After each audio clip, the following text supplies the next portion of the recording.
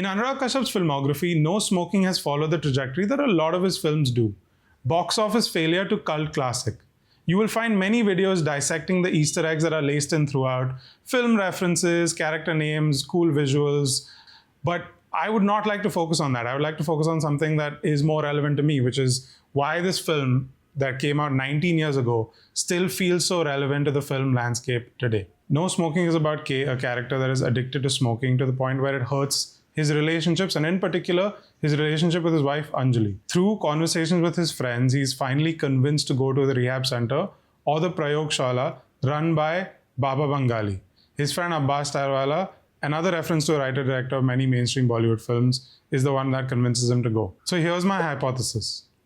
Obviously, the Prayogshala run by Baba Bengali has the makings of a cult, a religious organization, a totalitarian regime. The arbitrary rules, the exorbitant money that it demands, and the extreme levels of consequence and surveillance that it exacts makes it clear that this is very much the depiction of a fascist group. And the way that K even gets inside the establishment, descending lower and lower, almost as if to the depths of hell, makes it feel like he's making a deal with the devil. Baba Bengali is also shown to have a friendship with Hitler, employing his gas chambers often for punishment. Films are maligned by government entities as being the real problem with society and influencing people to do the wrong thing. There is also the structure of the Prayogshala like a pyramid scheme, where you get rewarded for adding more people to the fold. Now, context for this is important. Prior to this film, Anurag Kashyap made two films that were banned by the censor board and the government, Paanch and Black Friday. Right after that, he makes this film that on the surface seems like a cautionary tale about smoking, an anti-smoking film. Clearly it's not, because by crafting a narrative about a man going to get cured from his smoking addiction by going to rehab, Anurag Kashyap is actually showing you how in cinema, unique voices are being neutralized or cured. The choice of the protagonist K is interesting because he isn't a likable hero. He isn't a person you'd necessarily have sympathy for. If we are to believe that this story is about the censorship that the director himself faced, then we can make the assumption that K is in fact Anurag Kashyap, a man that faced the system's sudden extraction, where they stopped both his films from releasing. And Anurag Kashyap can be quite a polarizing figure. I mean, his work is divisive, his personality may not be for everyone, and generally, as told by the man himself, his obsession with films has hurt his personal relationships. But what K in the film goes through is a real brutal numbing by a system that seems to really relish in the process. Now, the film draws a lot from Franz Kafka in his work. The character K is named after Joseph K, who in the Kafka book, The Trial, is essentially about a character that is stuck in an endless loop of oppression and is unable to get out of it. The punishment that he's been given is extreme, and he doesn't really know what his crime is. In K's case, he faces extreme consequences, like a brother with a breathing problem being put in a gas chamber when K smokes his first cigarette. If he smokes another, he will lose two of his fingers. If he smokes another, he will lose his wife. All of this ominous violence feels like it's coming from a corporate structure that is masquerading as a rehabilitative program, one that stretches beyond the hellish confines of Baba's underworld and finds itself some nice suit and tie packaging. That is very Kafkaesque. As is the irony that a ventilator room is funded by Baba Bengali's company, Kolkata Carpets, an anti-smoking company also running and funding hospitals that do well when people are suffering. Giant entities often fund stories they want to be told, especially in the 2020s now, more ever than before. A slate of films are being made that rewrite history in the way that benefits them the most. No Smoking is also based on Stephen King's Quitters Inc., a short story about a man with a smoking addiction. And the interesting thing about adapting that story is while Stephen King's story is about challenging the class structure of the people that enforce you to stop smoking and talk about how social responsibility raises a lot of dilemma when it comes to ethics, No Smoking more focuses on the damage that that control has on art. Anurag Kashyap also covers the idea of a surveillance state through the film. There's a recurring character played by Vineet Sharma wearing these dark sunglasses in different guises, whether it's the man on the table next to you, the delivery guy, the driver, the homeless person on the street, creating the sense of Bengalis men being everywhere. In today's world where social media and our online personas are constantly surveilled and monitored by data companies to sell us stuff or make it easier for organizations to curb our voices, in 2007, to capture that feeling with a physical person who is, guised as an average passerby, was really deftly done. I don't think Kashyap knew the scale with which we could feel like we were being watched and heard, where now it has gone from what was an illegal activity in the shadows to a technological feature. When K starts conforming to the Prayogshalas bidding, how he views the world starts to really get flattened out, and different elements in his life seem to be following a very commercial, mainstream Bollywood film template. Take, for example, his interaction with Ranveer Shore's character Abbas Tyrewala, where they recount a memory from their past. The memory is packaged like a Saas Bahu show. Now, in the 90s and 2000s, the Saas Bahu show was such a signature of the household television. Ranveer Shore tells the story of when they were kids and they were discovered by their father caught in the bathroom smoking.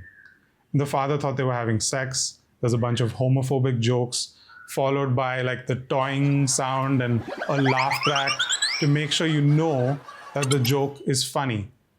This is the most base level of telling a story. It's deeply problematic, but somehow commercially totally acceptable. So it continues to exist. That is the message that Anurag Kashyap is communicating, which feels incredibly relevant to the way that we consume content today. I mean, what form of content is very popular right now? In 2007, it was the Saas Bahu shows, but now it's reels and microdramas, things that we obsessively scroll through, consuming low effort, base level content. And it's done well too. A lot of talented writers, a lot of talented directors aware of what will be acceptable and will give them access to money, will continue to do this because they can live freely without fear. And so this cycle will continue endlessly. Later, we see the same Abbas getting rewarded for checking K into the Prayogshala by getting his previously cut fingers back, the fingers you used to smoke, also representing the fingers you write with. He's getting his pen back, but with a cost. The ink must never damage Bengali's page. He must trace between the lines. And every character from Ranveer Shore to K's doctor friend walk around with hearing aids. Their ability to hear is stunted. As an artist, as a writer, filmmaker, it feels imperative to have your ear to the ground, to know the people suffering, the state of the world, and craft a narrative that puts it all together. By muting the noise around them, it also slowly takes their ability to communicate and tell stories of the common man. Even the writing of the character of Aisha Takya, initially she is a very opinionated, strong-willed woman who will not take K's shit and will leave him if she continues to suffer the consequences of his smoking addiction. She slowly becomes this cardboard cutout, dumb blonde stereotype where she's overtly sexualized and made to seem like she needs a man to function and to explain things to her, playing into the male gaze of how a lot of these mainstream films operate. Aisha Takya's character slowly devolves into that and exists almost in this duality of being his wife and his secretary, a more submissive role, someone that will go along with what he says. This feels relevant to 2026, where a lot of women characters in the big mainstream films act as a romantic interest or a plot device. We had seemingly moved away from that not too long ago and had made films that would not revolve around men and would be about women. But in 2026, as the men grow in size and beard, women have shrunk on screen, barely playing characters with any agency of their own.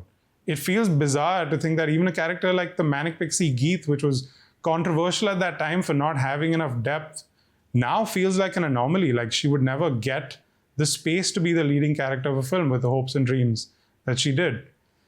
She would simply be a shell of herself, maybe a plot device in the battle of masculinity between Aditya and Anshuman.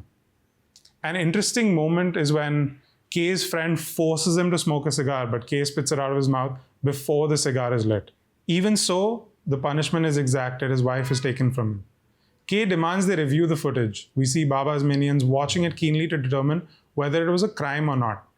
This conjures up images of today where films have been stopped from releasing, statements have been taken out of context, acts of vandalism have occurred over jokes, almost comically disproportionate violence to even the incorrectly attributed crime. We see that as they obsess over the details of whether the cigarette was still in his mouth when it was lit, really highlighting the trivial occurrence. Baba Bengali stands over the corpse of a woman, supposedly Anjali, driving home the permanence of this stupidity. When K smokes a cigarette to show the police that he's not lying about Baba Bengali existing, his brother attempts to take his own life as a result. And very deliberately, it's shown in these drastic, horrible ways where he jumps off a building, he gets hit by a car, and he literally slips on a banana peel to show the kind of comedic cruelty that the people in charge exact towards films. The horrible things that are done on a higher level by people in power, and meanwhile, A film, or the act of smoking in this case, which doesn't cause as much death in comparison to the things that they are doing, that is what gets banned. At the end of the film, we realize that K's soul, because he didn't fill the appropriate tax of his treatment, will be burned alive in a concentration camp. His soulless body continues to exist with nothing left. His creativity, his ideas, his rage, his narcissism even, everything that makes him an individual, has been extracted from him. No smoking ends in the most bleak, depressing manner. I mean, K has become a cog in Baba Bengali's machine. And that is an accurate snapshot of where films are today. 19 years ago, Anurag Kashyap knew where we were headed. And it's a shame he was right. I would highly recommend people watch No Smoking and then rewatch it and figure out its 75th meaning, because it's a film designed to spark that kind of conversation and interpretation. Thank you for watching this video. Please do like, share, and subscribe, all of that good stuff. And let me know in the comments, what's your favorite Anurag Kashyap film? Is there a reference in No Smoking that you really enjoy? Let me know.